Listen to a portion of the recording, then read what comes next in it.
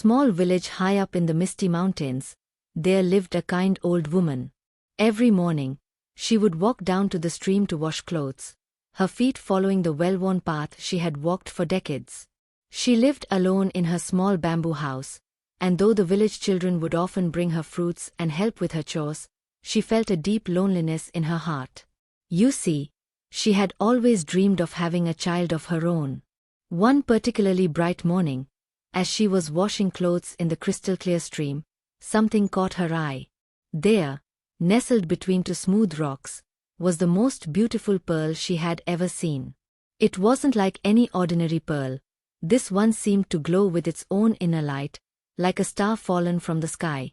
"What a strange and lovely thing," she whispered, carefully picking it up. The pearl felt warm in her palm, almost like it had a heartbeat.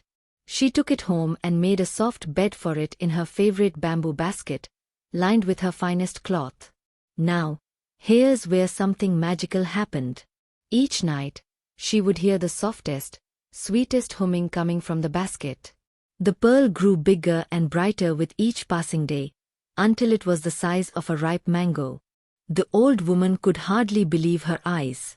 Then, on the night of the full moon, when the sky was filled with stars and the air was thick with fireflies, she woke to a sound like tinkling bells. There, where the pearl had been, stood the most beautiful young woman she had ever seen. Her skin glowed like moonlight on water, and her long black hair flowed like silk in the wind. When the maiden opened her eyes and smiled, the old woman felt her heart overflow with joy. "Mother," the maiden said softly, and the old woman burst into happy tears. At last, she had a daughter. The villagers adored the Pearl Maiden. Children would follow her around as she collected herbs in the forest, and she taught them songs that made the flowers dance. The village had never known such happiness. But then came the great drought. The streams dried up one by one. The crops began to die, and the village children no longer had the strength to play. Everyone was hungry and afraid. The village elders tried everything they knew, but still, no rain came. One night, as the Pearl Maiden sat combing her mother's grey hair, she grew very quiet. "Mother," she said, "I know now why I was sent here. I must help our village." She explained that in her dreams, she had seen the truth. She was a daughter of the great water spirit. To save the village, she would have to return to her father's realm beneath the earth. Poor old woman's heart broke, but she understood that sometimes love means letting go. The next morning, just as the sun was rising, the Pearl Maiden walked to the stream where she had first been found. The whole village followed. She turned to them with tears in her eyes that sparkled like diamonds. "Don't be sad," she said, her voice like gentle rain. "I'll always be watching over you." Then she began to sing the most beautiful song anyone had ever heard.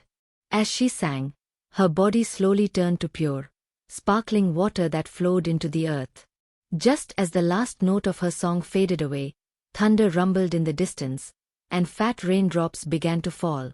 From that day on, the village never suffered from drought again. They say that whenever the streams run low, you can hear a faint, sweet song on the wind, and soon after, the rains always come. And the old woman? Well, she was sad, yes, but also proud.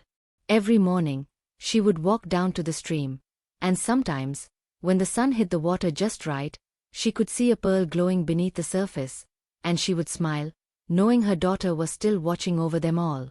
You know, they say that even today, if you walk by a mountain stream in Nagaland on a full moon night and listen very carefully, you might hear the Pearl Maiden's song in the gentle murmur of the flowing water. And if you are very lucky, you might see a mysterious glow beneath the surface, a reminder that magic still lives in these ancient hills.